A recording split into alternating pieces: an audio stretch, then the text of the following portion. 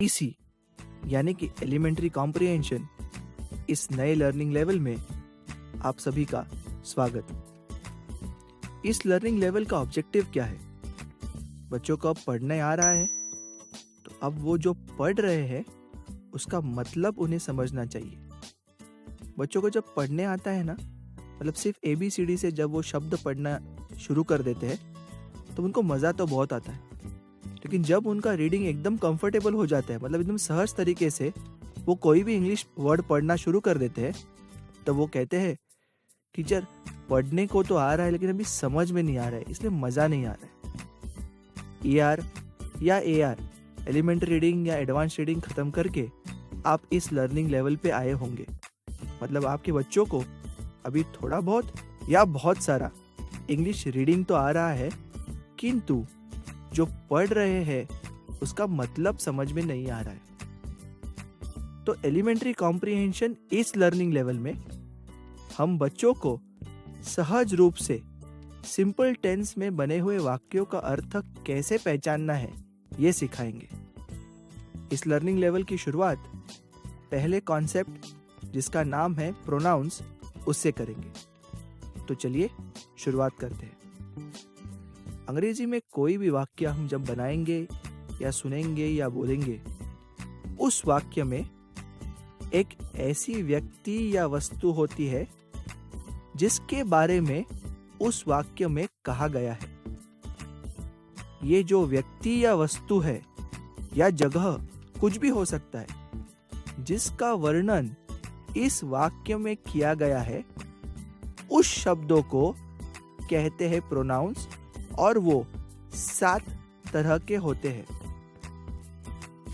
ये 7 तरह के प्रोनाउंस है I यानी कि मैं, you यानी कि तुम या आप, he वह, she वह लेकिन he पुल्लिंग और she स्त्रीलिंग, it वह या यह यानी it यानी निर्जीव वस्तु, छोटा बच्चा या फिर प्राणी, वी हम और दे वे। तो प्रोनाउंस है I you we they he she it. किसी भी अंग्रेजी वाक्यों में जिस किसी के भी बारे में उस वाक्य में बोला गया है या जिस किसी का भी उस वाक्य में वर्णन किया गया है, उस व्यक्ति को, वस्तु को या प्राणी को या जगह को इस टेबल में ढूंढा जा सकता है।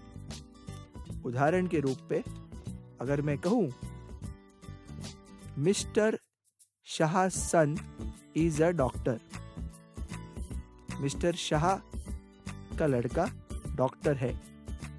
मिस्टर शाह यानी कि एक व्यक्ति, पुल्लिंग, उनका पुत्र सन वो भी पुल्लिंग।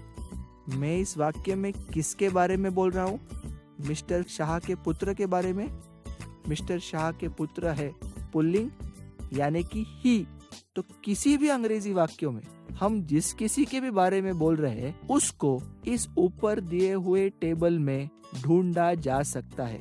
जब ये टेबल आप देखोगे तो कोई भी उदाहरण के लिए 4-5 अंग्रेजी वाक्य निकाल लीजिए।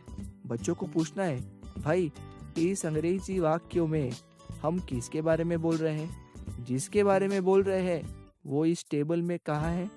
वो I है, you है, we है, they है, he है, she है, it है। तो इस पहले वीडियो का नाम है प्रोनाउंस। बहुत इम्पॉर्टेंट कॉन्सेप्ट है, क्योंकि अंग्रेजी में जिस किसी के भी बारे में बोला जाता है, वो जो कोई भी हो, इस टेबल में हम ढूंढ सकते हैं। इस कॉन्सेप्ट पर आधारित बहुत सारी प्रैक्टिस एलिमेंट्री कॉम्प्रिहेंशन की वर्कबुक में है। मैं आपसे एक रिक्वेस्ट करता हूँ, एलिमेंट्री कॉम्प्रिहेंशन जो वर्कबुक बनाई गई है उसमें 200 से अधिक पन्नों की प्रैक्टिस की गई है। हमारे एक्सपीरियंस में आज तक ऐसा कोई भी बच्चा नहीं निकला है जिसने एकदम ईमानदारी से वो पूरी वर्कबुक सॉल्व करी हो और उसको कॉम्प्रिहेंशन या कम्युनिकेशन नहीं आया हो। मैं आपसे निवेदन करूंगा कि आप भी जितने बचे हुए महीने हैं उसमें बच्चों से एलिमेंट्री कॉम्प्रिहेंशन के वर्कबुक का हर एक पन्ना सॉल्व करके लीजिए।